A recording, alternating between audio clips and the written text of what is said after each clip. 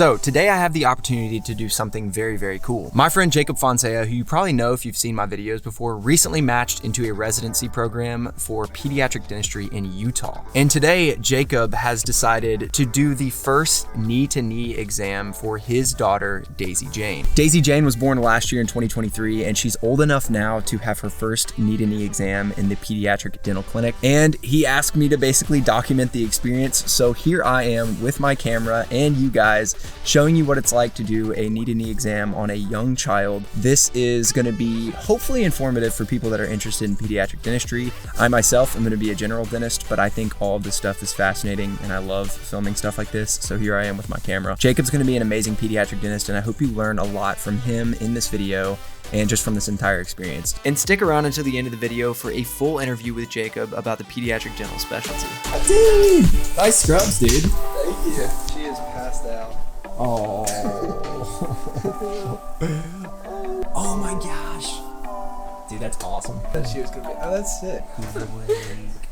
Get used to this camera, girl. Actually, no. Let's actually turn her towards me so that she can just kind of watch my face while I'm talking. Okay. That sound like a plan? Hi, cute bug. Hi, Dr. Shauna. Hey, Dr. Shauna. Are you Daisy? Okay, so let's find out a little bit about Daisy Jane today. Has she had any health issues?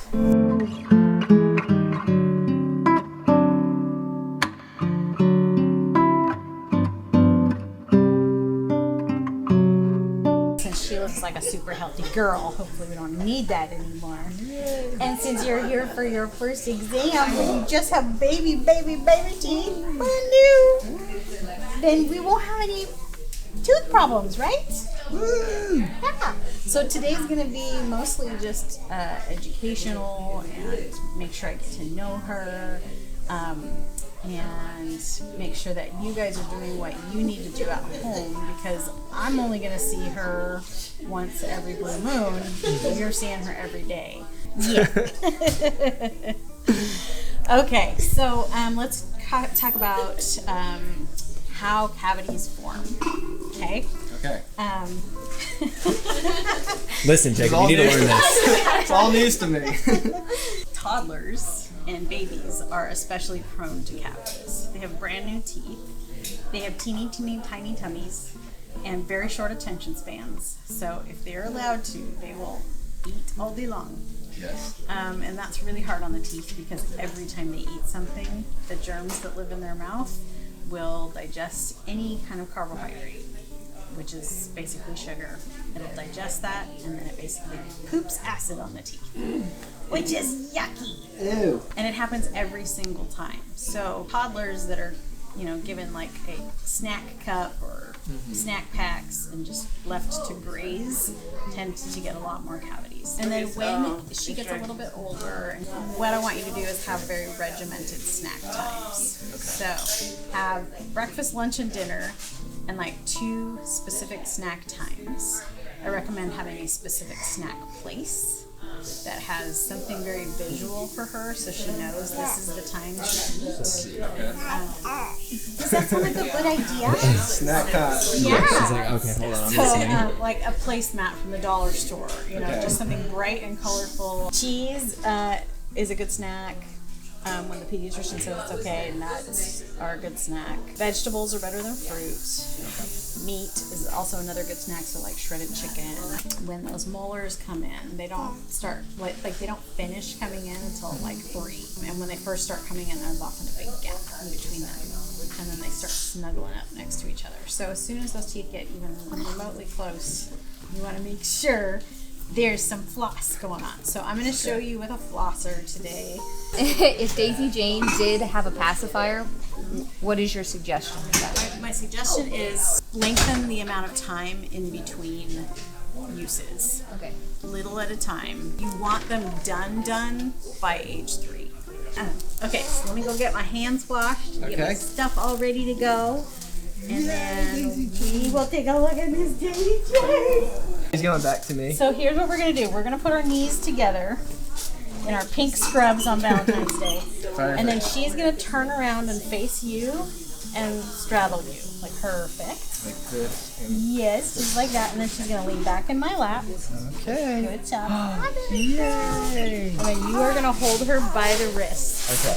She's gonna fuss because I'm a stranger okay, and I'm sweetheart. all up in her business, and she clearly doesn't like her boogies picked. So No, she was pretty fussy this morning. she thinks that's what I'm gonna do.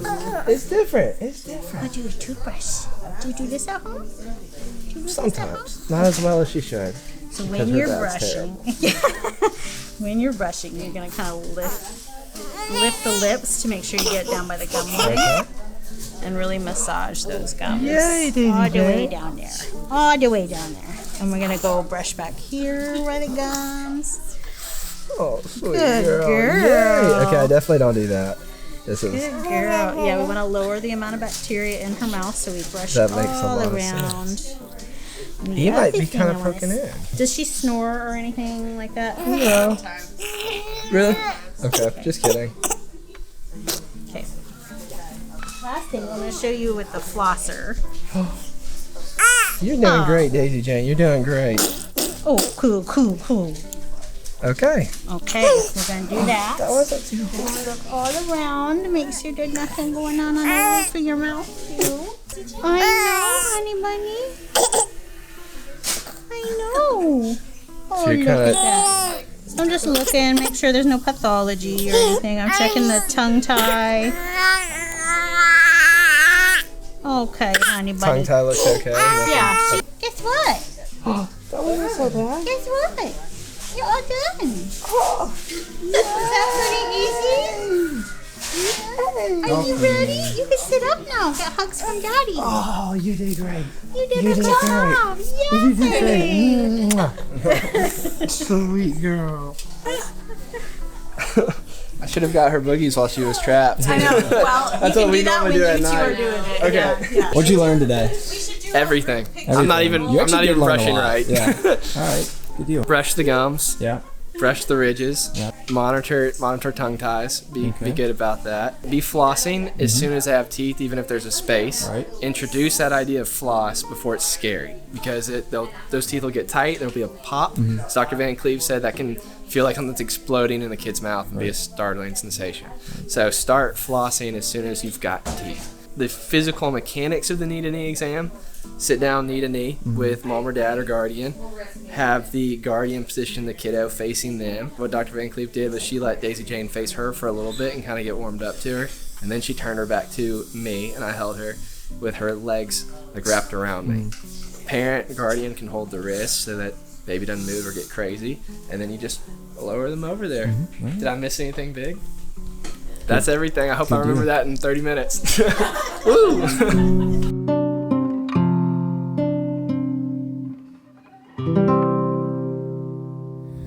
So how did you know that you wanted to do peds? I didn't know until I started our class in pediatrics and we started shadowing the clinic. So I learned just by realizing I was in that environment, and I liked that environment a lot. So it begins with, oh, this is fun, and then it quickly becomes more of a kids need help, and that's probably a calling. I was a D2. It was D2 spring. I got my first chance to see what the pediatric world was like. I got to shadow the residents in the clinic, the D3s, D4s in the clinic, and then I got to go to the hospital with the residents as well. Hospital dentistry blew my mind. And then the amazing stuff that you can do for kids is just a unique opportunity. Were you thinking about specializing in your first 2 years, or at least open to it? And how did you manage that? My dad's a general dentist, and he had thought I might want to specialize just because he knew I like to master things. As far as my previous hobbies went, I'd kind of pick one thing and just go really deep on it. But I didn't really study to specialize those first 2 years. So I studied because I was open to the idea, but I wasn't pursuing specializing, if that makes sense. So we learned that pediatric dentists often treat patients with special needs. Do those patients include just children with special needs, or are they also adults that you would treat as pediatric dentist? Yeah, good question. It depends a little bit where you do residency and then also what you choose to do in private practice. So there's pediatric dentists who see special needs for all ages. There are others who cap at a certain age. And then depending on where you do your training, there will be a threshold. I think the hospital I'll be at, it's 21. So we'll see special needs up to 21, but not after that. If you had to kind of put a number on it, where would you say you'd like to have your dental school GPA and your class rank in order to be considered for a pediatric program? I think the class rank's a little more helpful because the GPA average varies school to school. I was told top third is sometimes a hard cutoff, sometimes a soft cutoff. So try to be in the top we had about 100, so try to be in the top 30. But I know people way above that who didn't match, and then people below that who did. So there is some flexibility. What was the most important thing that you looked at for residencies and deciding on a good residency and something that was a good fit for you? That's super hard because no matter what, the best residency is the one where you get in. And if you want to do this, you just want to do this.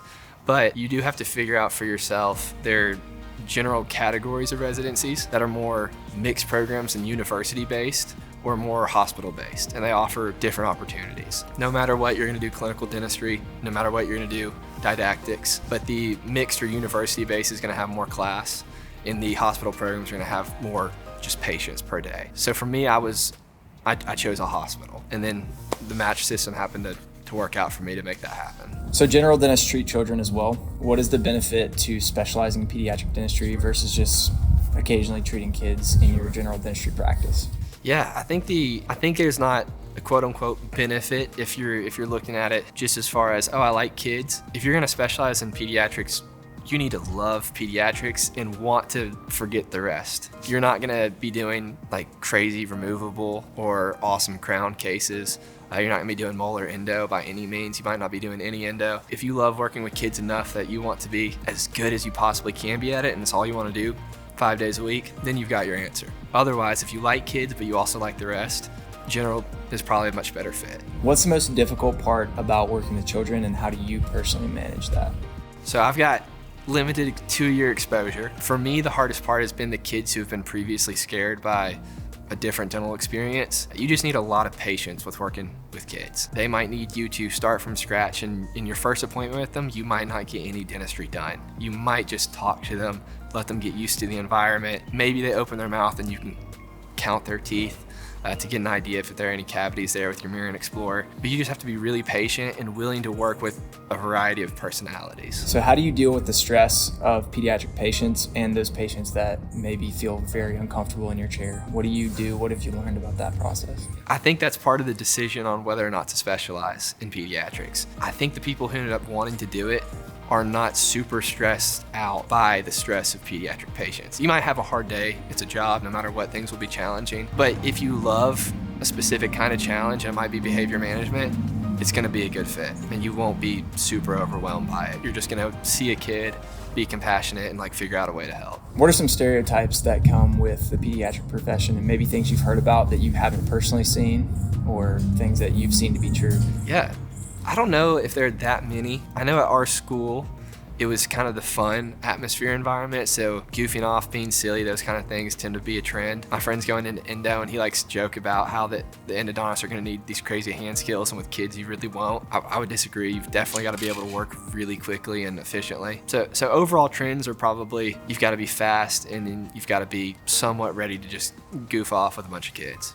So what are your personal goals within pediatric dentistry, and what do you see yourself doing after your residency? I've got a pretty clear vision. I want to settle into a community where I can be there and stay there for the long haul. And then I just want to offer a place where kids feel safe, where they have fun, and where we can catch problems early enough to prevent them from getting any bigger. As cheesy as it sounds, I want to have kids come to my office and have a really good time and then leave with healthy teeth. Hopefully by the time they're adults, I can pass them to my general dentist friends who will take great care of them, and I've prevented them from needing more work done when they're older.